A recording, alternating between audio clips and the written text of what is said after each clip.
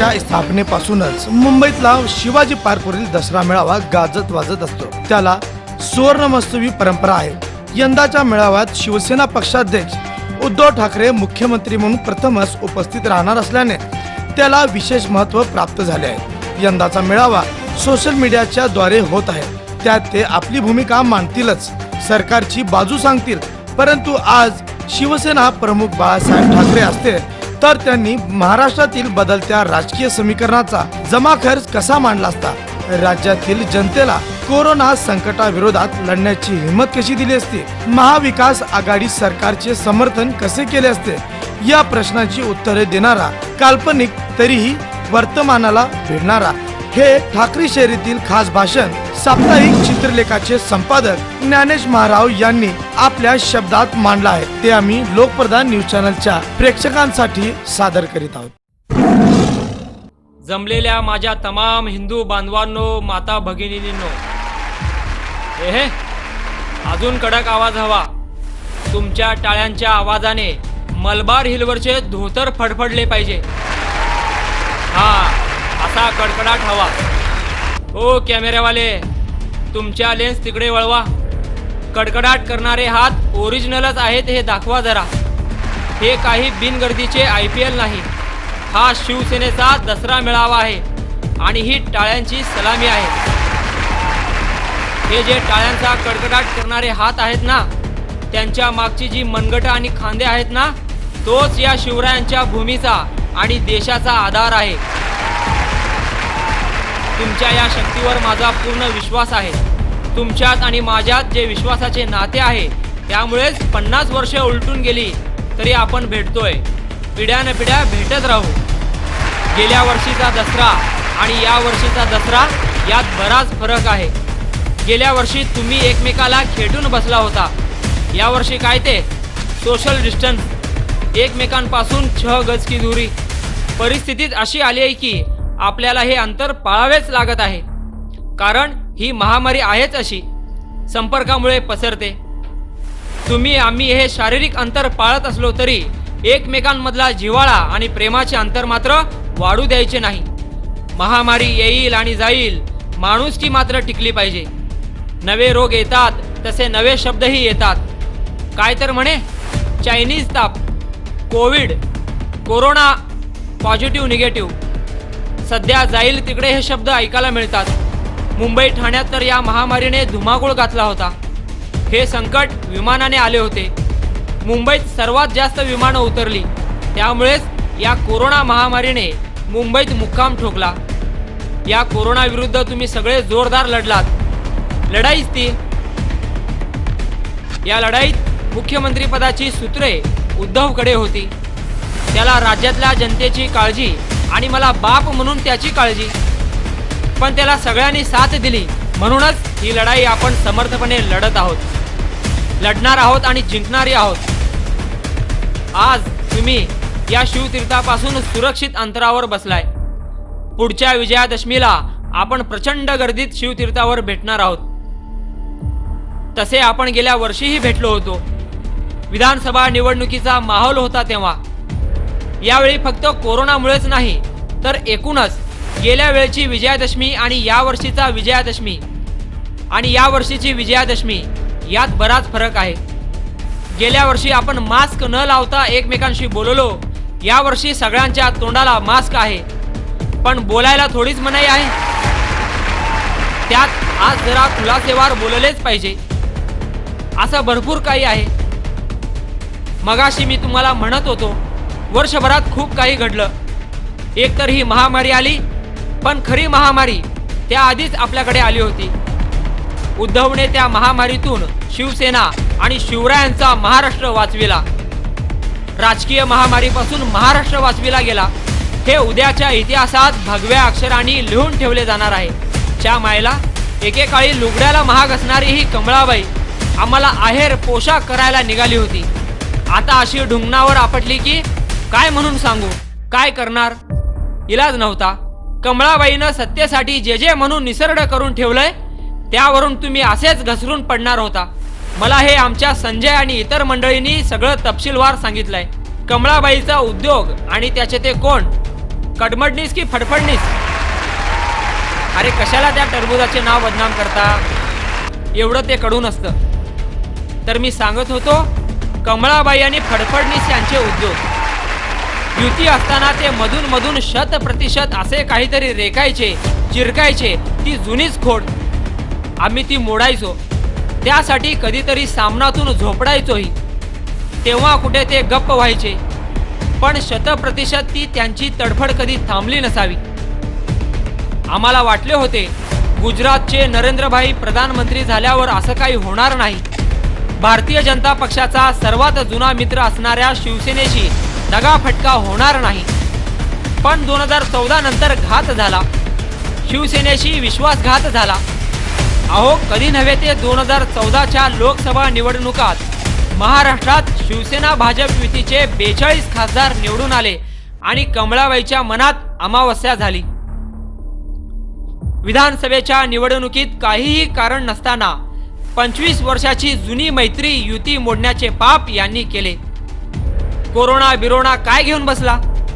खरी महामारी 2014 सालीच आली. ही युती मोडण्यासाठी पुढे कोणाला केले तर जळगावच्या बिचाऱ्या खडसेला. तोही काय करणार?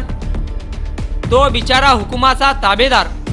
त्याला तरी काय माहिती ही पार्टी यूज अँड थ्रो वाली आहे. सांगायचा मुद्दा, 2014 साली कमळाबाई विधानसभेची निवडणूक स्वबळावर लढली आणि बहुमताच्या आत धपकन पडली. मग त्या नरेंद्रभाईचं कोणते लाडके, अमितभाईचे दोडके, फडफडणीस मुख्यमंत्री झाले. काही दिवस गेले, त्यांना नाही सत्तेला. आणि कोल्ह्याला कशी द्राक्ष आंबट वाटतात तसे हे पाठिंब्यासाठी मातोश्रीच्या दारात आले. उद्धवने ही कमळाबाईची महामारी जवळ घेतली, कारण व्हायरस जवळ घेतल्याशिवाय त्याच्यावर इलाज शोधता येत नाही. उद्धवने 5 वर्ष उलटा केला, पालटा केला. जरा जड होता. पुन्हा येईन ओरडत होता, पण उचलून आपटलाच. या महामारीच्या व्हायरसवर लस शोधणारे काम उद्धव आणि त्याचे सहकारी करत होते. फॉर्म्युला सापडला होता. मग झालं. गेल्या दसऱ्याला तुम्ही या शिवतीर्थावरून जो संदेश घेऊन गेलात त्याप्रमाणे बॅलेटचं बटन दाबलात, तेव्हाच या राजकीय महामारीवरची पहिली लस टोचली गेली. गेले वर्ष झालं ती टोचल्यापासून कमळाबाई नावाची महामारी आटोक्यात यायला सुरुवात झाली. सांगा, कमळाबाईची महामारी आता राहिली आहे का? राहणार आहे का? अरे कुणाचा नाद करताय? लक्षात ठेवा, हा महाराष्ट्र छत्रपती शिवरायांचा आहे, मावळ्यांचा आहे, त्यांना आराध्य दैवत मानणाऱ्या शिवसेनेचा आहे. मराठी माणूस म्हणजे असा तसा वाटला की काय? मराठी माणूस बोलण्या वागण्यात गोड नसेल, पण मराठी आणि महाराष्ट्राच्या हिताचा आड जो येईल त्याला आडवा करून शेवट गोड करणारा नक्कीच आहे. अरे तुम्हाला काय आम्ही आज ओळखतो की काय? तुमची ती पणती कमळाबाईचे ते पहिले निवडणूक चिन्ह होतं. ती पणती सारखी फडफडायची. तेव्हापासून तुम्हाला ओळखतो आहे. शिवसेनेच्या 50-55 वर्षाच्या आयुष्यात अशा पणत्या, दिवे, दिवटे, काजवे खूप बघितले, पण ते चमकले कधी आणि विझले कधी हे त्यांनाही कळले नाही. हेच भाजपवाले, जनसंघवाले अनेकदा शिवसेना भवन मातोश्रीवर चक्रा मारायचे, युती करायची आहे, आघाडी करायची आहे म्हणून गळ्यात पडायचे, वाकायचे, तरी एक बरे होते. आत्ताच्या पेक्षा त्यावेळची माणसं जरी खरीही होती आणि बरीही होती. मग ते वाजपेयी असू देत नाहीतर अडवाणी, प्रमोद महाजन, गोपीनाथ, ही माणसं जे ठरवलंय ते पाळायची. आम्ही पण शब्दाला पक्केच होतो, शब्द पाळायचो. महाराष्ट्राच्या हितासाठी आम्ही या भाजपवाल्यांना बोटाला धरले. आमच्याबरोबर यांना पळायला जमत नाही म्हटल्यावर त्यांना काखोटीत कडेवर घेतले. आम्ही महाराष्ट्राच्या, देशाच्या हिताचे जे काही बघतोय ते यांना पण दिसावे म्हणून खांद्यावर घेतले. तर यांनी काय करावं?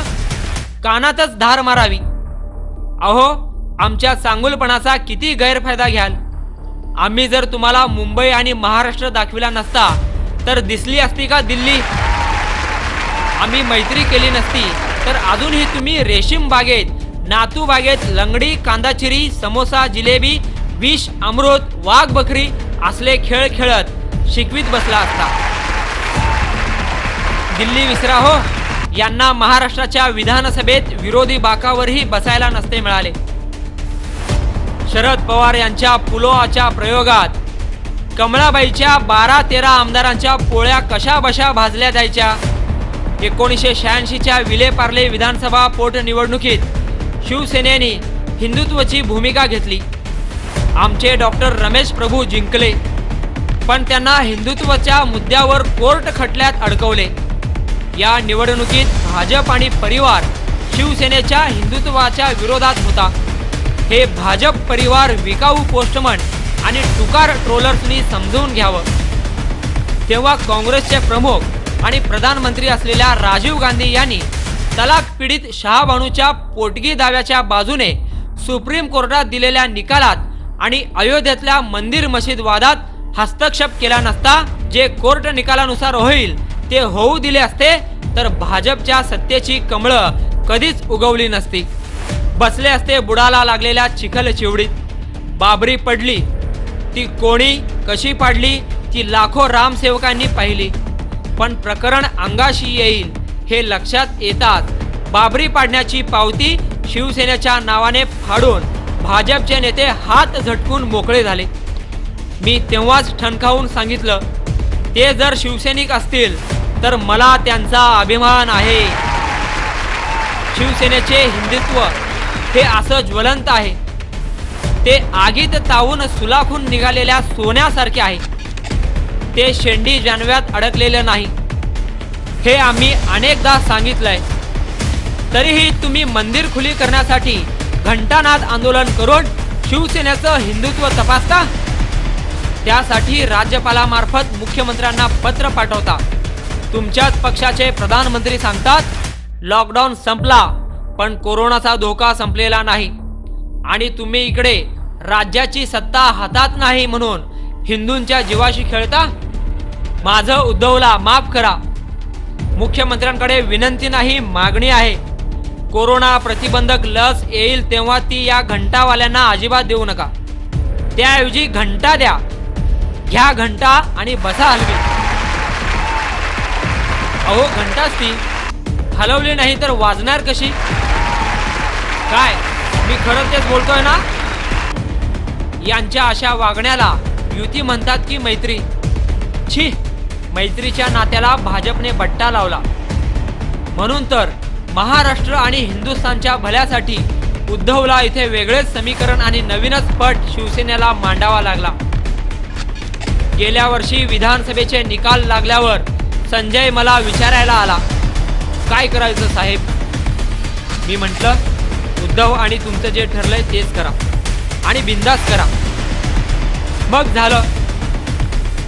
महाराष्ट्राच्या हृदयात आणि देशाच्या मनात जे आहे ते शिवसेनेने केले.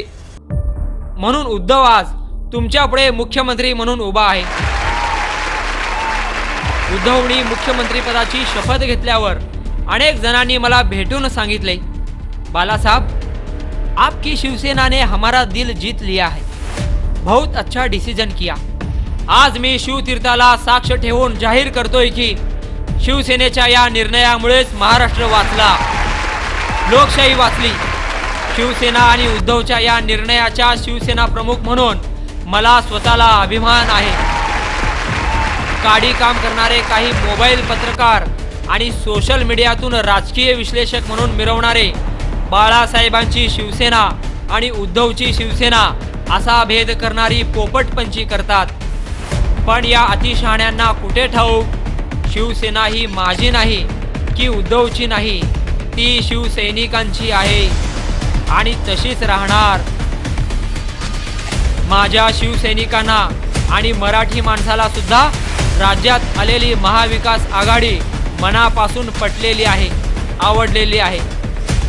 काही इलाजच नव्हता हो ही कमळाबाईची महामारी रोखण्याचा. बरं, आपण आघाडी कोणाशी केली? काँग्रेस आणि राष्ट्रवादी काँग्रेसशीच ना. पाकिस्तान आणि चायना बरोबर तर नाही ना. पण ही आघाडी केल्यानं कमळाबाईच्या बुडाला चांगल्या मिरच्या झोंबल्यात. तेव्हापासून तिच्या तोंडाचा पट्टा सुरू आहे. बरं, हे असं कधी पहिल्यांदाच आपण केलंय का? तर अजिबात नाही. पूर्वीही आपण काँग्रेसला आणि काँग्रेसने आपल्याला सहकार्य केलंय. बरं, भाजपने जसं त्या मुफ्ती मौलाना ओवेसी यांचे मुके घेतले तसे काही शिवसेनेने केले का? तर बिलकुल नाही. आपण या मातीतल्या, या देशातल्या काँग्रेस आणि राष्ट्रवादी काँग्रेस बरोबरच आघाडी केली आहे. मागे खूप वर्षापूर्वी मुंबई कॉर्पोरेशनमध्ये आपली आणि इंदिरा काँग्रेसची मैत्री होती. एकदा तर मॅडम इंदिरा गांधी यांनी मुंबईत येऊन शिवसेनेचा पाठिंबा मागितला होता. आपण तो दिलदारपणे दिला होता.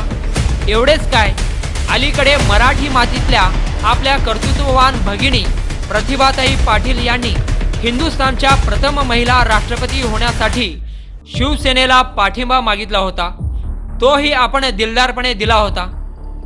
जे जे योग्य आणि महाराष्ट्राच्या देशाच्या हिताचे सन्मानाचे असेल आणि आपल्या शिवसेनेची पसंती दिले.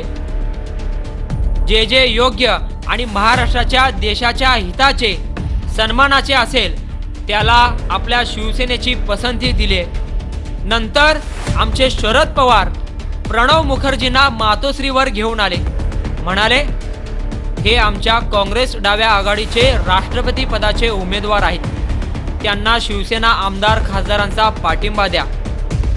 प्रणवबाबू उच्च शिक्षित माणूस, विद्वान, राजकारणात राहून सत्तापद भोगूनही कुठल्याही वादात न अडकलेला. म्हटलं, दिला पाठिंबा. अशा वेळी आम्ही एनडीए बिनडीएची पर्वा नाही केली. काही वर्षापूर्वी शरद बाबूंची कन्या सुप्रिया आली. 1 वर्षाची होती. तेव्हापासून सुप्रियाला पाहतोय. म्हणाली, मी राज्यसभेला उभी राहते. म्हटलं, मित्राची मुलगी आहेस, तू बिनविरोध निवडून गेली पाहिजेस. तसा शब्द आम्ही जाहीरपणे दिला आणि तो पाळला. त्यात लपवाछपवी नाही. आता पण उद्धवनी जी काही राजकीय मांडणी केली ती दिवसाढवळ्या आणि स्वच्छ सूर्यप्रकाशात. मुळात आमची राजकीय युती असो नाहीतर आघाडी, ती तात्पुरती नव्हे तर 5-25 वर्षासाठी असते. आता बसा 25 वर्ष आमच्या नावाने बोंबलत.